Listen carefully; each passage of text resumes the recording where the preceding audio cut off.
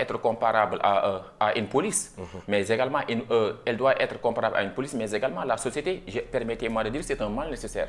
C'est un mal, pourquoi? Parce qu'elle nous empêche souvent, elle étouffe notre liberté. C'est un mal, pourquoi? Parce qu'elle contraint notre liberté. C'est un mal, pourquoi? Parce que dans toute société, il y a des permis et des interdits. Mais paradoxalement, c'est une nécessité. En quoi c'est une nécessité? Parce que sans la société, mes relations avec l'autre seront empoisonnées. Sans la société, l'homme serait pire qu'une bête. Sans la société, l'homme serait comparable à un animal féroce. Maintenant, pour dompter l'animalité qui sommeille en l'homme, pour contraindre l'individu à respecter les normes et les lois, il faut que l'individu vive en société. C'est pourquoi la sociabilité, elle est importante. C'est pourquoi la fraternité, l'amitié sont des vecteurs spirituels qui sont en l'homme, mais qui doivent être cultivés. Et la meilleure façon de les cultiver consiste à contraindre, à exercer une pression sur l'individu à vivre en société. Certes, l'homme est un animal qui aspire à être libre, mais il arrive souvent que l'homme confonde liberté et licence. C'est pourquoi je disais tantôt, il ne faut pas qu'on fasse la confusion, il ne faut pas qu'on fasse l'amalgame entre la liberté et la licence. Parce que pourquoi l'homme laissé à lui seul, il peut user et abuser de sa liberté. Certes, l'homme, je crois à la liberté. Je dirais même que je suis un adepte de la liberté. Mais quelle liberté s'agit-il ici? Cette liberté ne doit pas être comparée à une liberté illimitée, parce que trop de liberté tue la liberté. Donc la liberté ne doit pas être sauvage. En mon sens, la liberté doit être normée. En mon sens, la liberté doit être encadrée. Et la meilleure façon d'encadrer la liberté consiste à mettre en place, à légiférer des normes et des lois. Pourquoi? Comme disait Rousseau, l'impulsion d'un seul appétit et esclavage, l'obéissance à la loi qu'on s'est prescrite et liberté. L'homme libre, en mon sens, n'est pas celui qui obéit à ses instincts et à ses passions. Pourquoi? Parce que l'homme n'est pas un animal. Seul l'animal est capable d'obéir à ses passions, à ses instincts durant toute sa vie. Mais l'homme n'est pas appelé à obéir à ses passions et à ses désirs. Quelqu'un me dira que l'homme est un être pétri de passion et de désir. J'en conviens. L'homme est un être pétri de passion et de désir, mais également l'homme est capable de convertir son instinctivité, son animalité en humanité. Voilà pourquoi, de toutes les créatures, l'homme est la seule créature qui refuse d'être ce qu'elle est.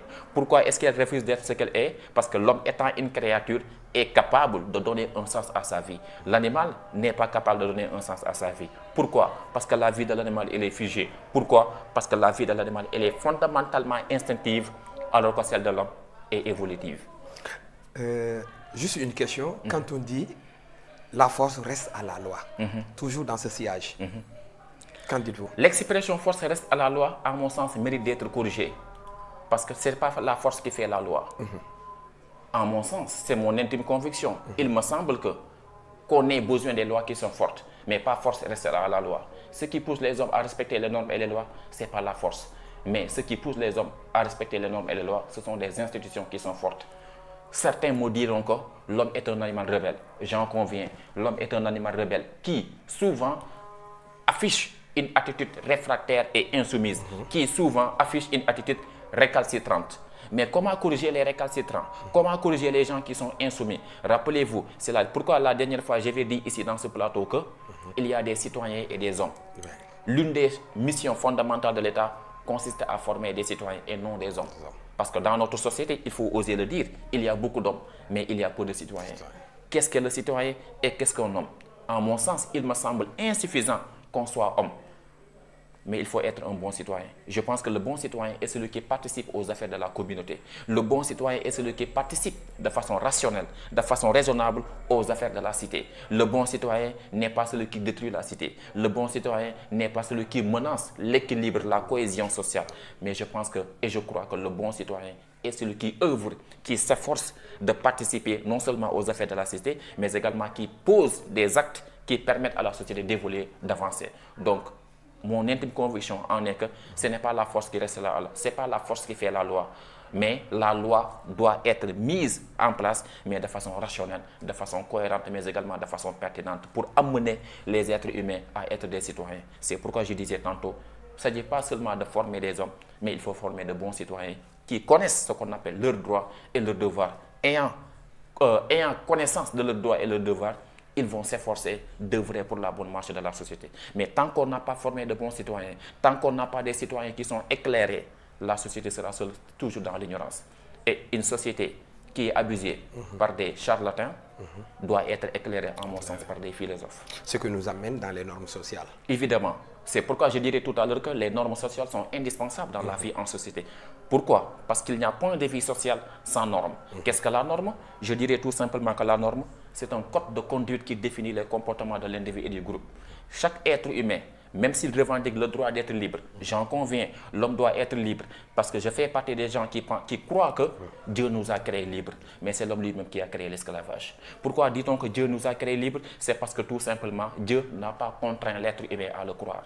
Dieu a créé l'homme, il lui a donné la conscience et la raison de croire ou de ne pas croire.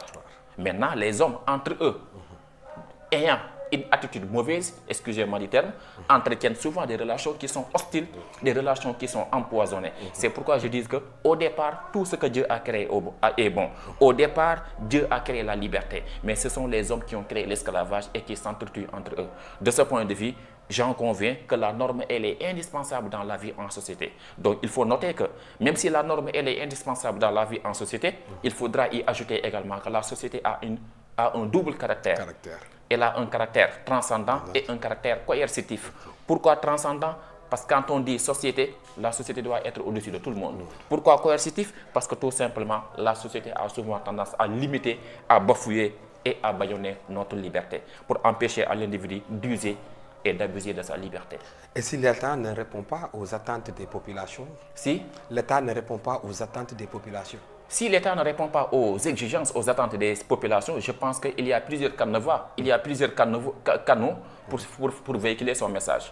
Écoutez, M. Nying, moi je suis contre avec les citoyens qui parfois détruisent les biens de la communauté pour faire comprendre à l'État, pour lancer un message à l'État, lui faisant savoir qu'il n'a pas joué pleinement son rôle. Mais à quoi servent les élections présidentielles?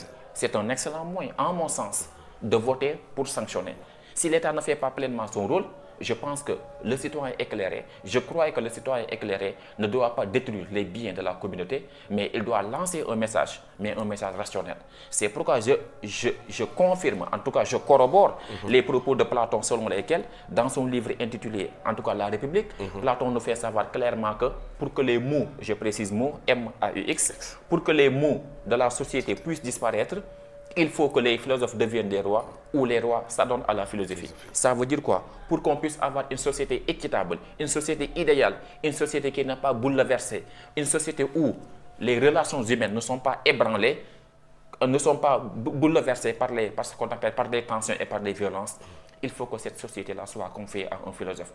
En d'autres termes, pour que le Sénégal soit émergent, il faut que notre président ait à la tête, à ses côtés, ce qu'on appelle des philosophes. Donc, à mon sens, toute société, tout État a besoin à côté de lui ce qu'on appelle des philosophes éclairés qui apportent des solutions idoines et salvatrices pour la bonne marche de la société. Vous l'avez dit, pour qu'il y ait une société obéissante et tout, il faudrait qu'il y ait des lois. Et ces lois sont régies par l'État. Maintenant, de l'autre côté, dans ce qu'on appelle le normal et l'anormal. Il y a aussi à côté de ces deux expressions ce qu'on appelle la folie. Des fois, ce qu'on appelle la folie humaine. Oui, il y a ce qu'on appelle la folie humaine, mais il faudra noter que dans toute société, la société n'est pas homogène, mais la société, elle est hétérogène. Quand je dis qu'elle est hétérogène, parce qu'il y a divers acteurs dans la vie en société. Ayant divers acteurs, la société ne peut pas avoir des gens qui sont tous des gens qui sont normaux. Fondamentalement et naturellement, il y a des gens qui sont anormaux. Maintenant, comment s'efforcer de réconcilier, en tout cas de concilier tous les désirs humains? Est-il possible, dans une société, de concilier les désirs collectifs en un désir individuel? Il me semble impossible. Pourquoi? Parce que quand on vit en société, on n'a pas les mêmes comportements. Quand on vit en société, on n'a pas reçu la même éducation. J'allais même dire, nous sommes tous frères, mais grâce à l'éducation, on est différents. On est différents de l'éducation. Pourquoi? Parce que chacun d'entre nous n'a pas reçu la même éducation. De ce point de vue, on comprend que l'un des chantiers de l'État, fondamentalement, consiste à former de bons citoyens, comme je le disais tantôt. Mais également, l'un des chantiers de l'État consiste à chaque citoyen qu'il renonce à ses désirs et à ses passions, à se conformer aux normes et aux lois. Parce que dans une société, tant qu'on ne respecte pas les normes et les lois, dans une société, quand tout est permis, on sera fondamentalement dans l'anarchie. Et l'une des missions fondamentales de l'État, quelle qu'il puisse être, c'est de faire régner l'ordre, la sécurité, la stabilité et la paix. Tant que l'État n'a pas réussi à mettre en place ce qu'on appelle des normes et des lois qui vont assurer, garantir ce qu'on appelle la sécurité, la paix et la stabilité, on n'est pas dans une société. C'est pourquoi il est important de préciser que toute association humaine n'est pas forcément une société. Pour qu'il y ait société, j'en ai parlé tout à l'heure, je le répète encore, il faut qu'il y ait l'espace commun, le langage commun et l'autorité étatique. Donc, une fois, je répète encore, pour qu'il y ait société, il faut qu'il y ait l'espace commun, le langage commun et l'autorité étatique. Donc, un État doit être fort de par ses institutions. Une fois que les institutions sont fortes, elles seront applicables et appliquées par tout le monde. De ce point de vue, en mon sens, l'État, sa mission consiste à normer et encadrer la vie sociale. C'est ce que l'on attend de l'État. Et fondamentalement, tout État qui ne réussit pas cette mission va échouer. C'est pourquoi je peux comprendre les propos de Paul Valéry selon lesquels qui disait « Si l'État est fort, il nous écrase. S'il est faible, nous périssons. » Mais moi, je dirais, mieux vaut avoir un État fort, mais même si mieux vaut avoir un État fort avec des institutions fortes plutôt que d'avoir un État faible. Parce que si l'État est faible, la population va souffrir, comme disent les Ivoiriens. Quand deux éléphants se battent, c'est la terre qui en souffre. Voilà. Nous allons faire une digression. Récemment, on a vu que le Premier ministre a signé avec le patronat et les syndicats ce qu'on appelle le pacte de stabilité sociale. Mais pour qu'il y ait ce climat de sociabilité et tout ça, il faudrait qu'il y ait des éléments fondamentaux pour qui interagissent. Sinon, on va vers ce qu'on appelle un échec patent. Selon vous, est-ce que ce pacte, cette stabilité-là, est dans son contexte actuel? Je magnifie d'abord l'effort qu'il a fait, le Premier ministre, ce qu'il a fait, parce que toute société, fondamentalement, souhaite être dans un climat de paix. Si on n'est pas dans un climat de paix, on ne pourrait pas faire notre émission à l'heure où nous parlons. Donc la paix, elle est fondamentale dans la vie en société. La paix est fondamentale dans les relations humaines. Donc une fois que ce pacte est signé, fondamentalement, il faut que chaque citoyen y adhère également. Non seulement chaque citoyen doit y adhérer, mais également chaque citoyen doit poser des actes relatifs à la paix. Parce que la paix, elle est importante dans les relations humaines, mais également la paix, elle est fondamentale. C'est pourquoi je magnifie et j'apprécie ce qu'on appelle ce geste qu'il a fait le Premier ministre. Donc, il incombe à chaque citoyen de ne pas être un élément libre, mais également d'y adhérer. Parce que quand on vit en société, je crois que chaque être humain doit participer pour la réalisation, pour l'épanouissement de notre société. Certes, l'État a des chantiers, mais également chaque citoyen a des devoirs et des droits à accomplir pour la bonne marche de la société.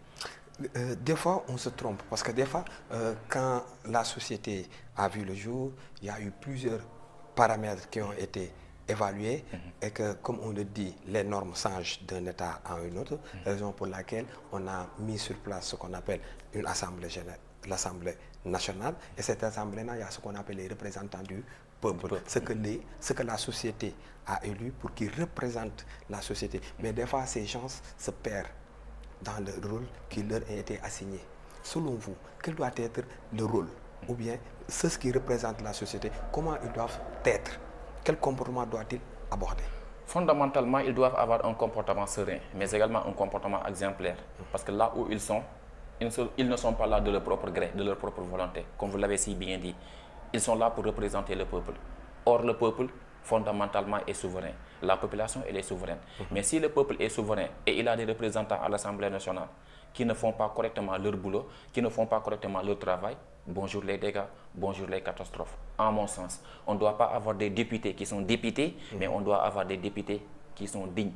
Dignes pourquoi? Parce qu'ils sont là pour parler pour le peuple. Dignes pourquoi? Parce qu'ils doivent connaître également les textes. Dignes pourquoi? Parce qu'ils doivent connaître ce qu'on appelle la constitution de leur pays. On ne veut pas avoir des députés qui ne savent ni lire, ni écrire, ni interpréter, ni décortiquer ce qu'on appelle un texte ou bien une loi. Malheur à une société où les députés ne sont pas là pour le peuple. Malheur à une société où les députés ne sont pas là, en tout cas, pour décortiquer ce qu'on appelle des normes et des lois. Malheur à un peuple où les députés sont comparables à des marionnettes. Ce que nous voulons, ce ne sont pas des députés marionnettes, mais ce que nous voulons, ce ne sont pas également des députés qui sont des béni-oui-oui, qui acceptent tout ce qu'on leur dit. Ce que nous voulons, ce sont des députés réfléchis, rationnels, qui, avant de voter une loi, ils l'interprètent de fond en comble et qui sont là pour la population. Pourquoi? Parce que seul le peuple est souverain. Voilà. Nous voilà au terme de notre émission. Quel est votre dernier mot? Si toutefois je n'ai pas revisité tous les caractères constitutifs de la société, si vous avez un élément qu'on a peut-être oublié pour ne pas entrer dans ce qu'on appelle un des points saillants